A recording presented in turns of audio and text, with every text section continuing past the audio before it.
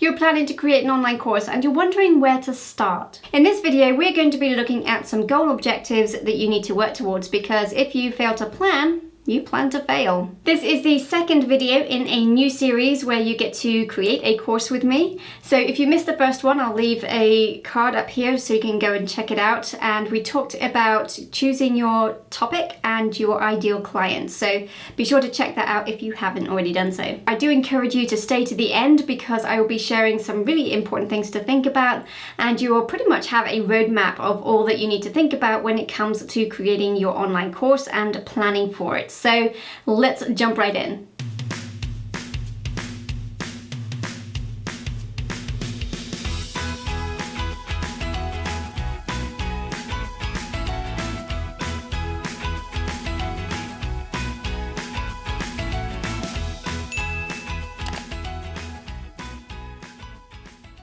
I'm going to break this video down into two sections, and the first section is going to be looking at your revenue goals and the money that you want to make from your online course, and the second section is going to be looking at the plan in order to actually achieve that. Okay, so let's look at revenue. No doubt one of the reasons you want to produce an online course is to generate revenue.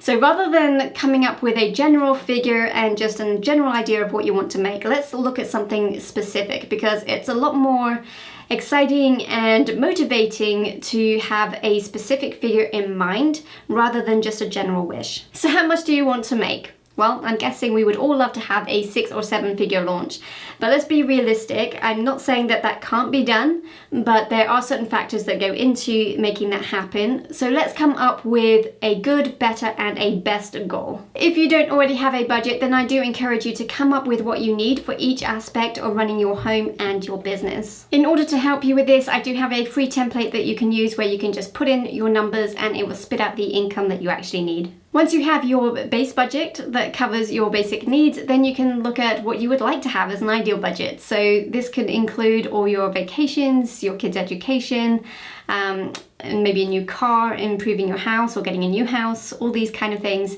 can basically go towards your ideal budget. Now, once you know those figures, you can use those to determine what your launch revenue goals need to be in order to actually make this a full-time business. To do this, you will need to come up with a price for your course. Now, I am actually going to be going into this in more detail in another video, so if you are not already subscribed, go ahead and hit the subscribe button and the bell so that you're notified when that video comes out. You also need to determine how many leads that you think you can get into your course launch. Now, leads are basically those people who have shown interest in your course offer.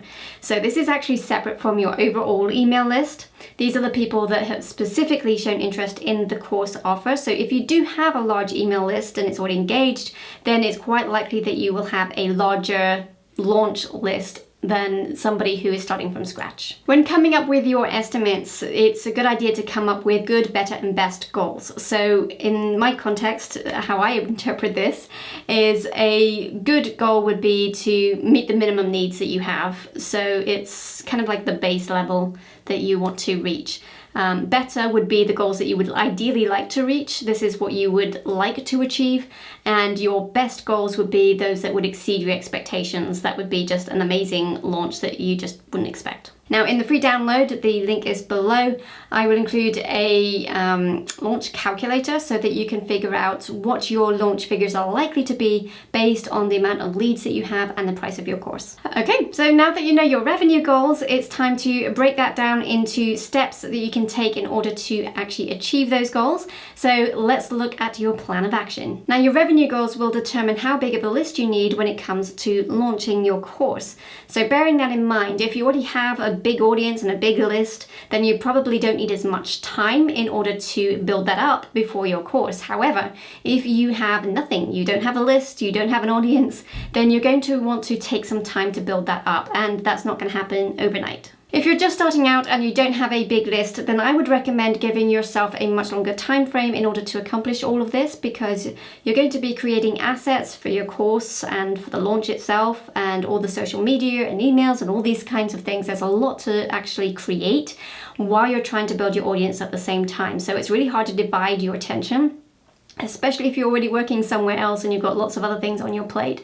So my encouragement to you would be to not try and cram it all into a very short space of time, but to give yourself that time to be able to accomplish all of that, to build your audience, to build that know, like, and trust factor, because ultimately people buy from people they know, like, and trust, and that's going to take time to build. So keep that in mind when you're thinking about your launch dates and when you want to launch your course, that you really want to give yourself a lot of ramp up time in order to be able to build that influence with your audience, build that email list so that you can reach those revenue goals. So here are a couple of questions to think about. What dates are you going to start and end your launch? And when will you start your ramp up period to your launch? So here are the elements that go into course production as a whole that you can consider as you answer those questions and think about dates. Number one, you need to create a freemium or a lead magnet in order to help build your email list. Number two, you need to sign up to an email provider so that you can build your list and send out those emails. Now, I would recommend ActiveCampaign for the price and flexibility. I will leave a link in the description below so that you can check that out. Number three, you want to build your audience by providing valuable content, and you can do this on YouTube or a podcast or a blog, and this will help build that know, like, and trust factor. Number four, you may want to consider doing some freelance work in order to have some funds to help with the production costs of the course or the course launch. And it also helps you to know what your ideal client is looking for. So it helps you to know what to include in your course as well. And you will also then have testimonials that you can use when you launch your course. So there's a lot of really good things about doing it this way. Even if you don't charge and you do it for free, you're still getting the testimonials and you're still getting a better idea of what to include in the course. So whether you charge money and get a little bit of extra funds for the course production and the business, or whether you do it for free, it's a really good way to go. Number five, you could start a focus group or actually pre-sell your course. Now this is actually really nice if you need those funds before you actually produce your course. It also helps you validate your idea, because if people are willing to pay for it before it's actually produced, this is a really good sign that people are going to buy it.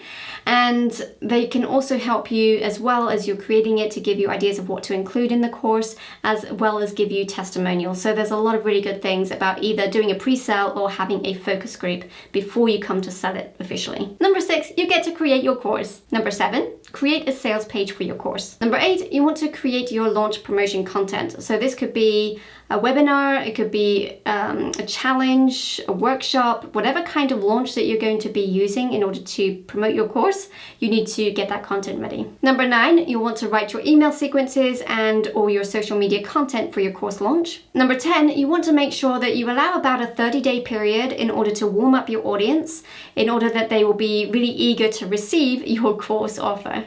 Number 11, launch your course.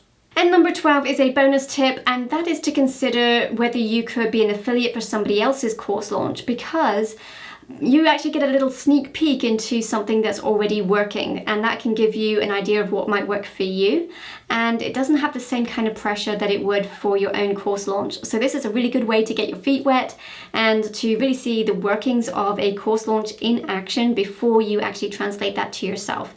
Now you can do this even if you have a small audience, because as long as they're engaged and they're a warm audience that you have a relationship with, this is certainly an opportunity that you can take advantage of. Okay, so I realize this may seem very overwhelming with everything that I've just laid out there for you. So I encourage you just to break this down into bite-sized steps and not try and do this all in, let's say, 30 days, because it's just not going to happen. This is not a get-rich-quick scheme. It is a long-term business plan. So your homework this week is to come up with your financial goals and your launch plan. And don't forget, I do have a freebie in the description below, which will help you with working all of this stuff out. I will also be going through these steps plus other things that I didn't mention in the next few weeks, so be sure to hit that subscribe button and the bell for notifications so that you don't miss out on any of those videos. And if you like this video, please hit that like button, and we will talk soon.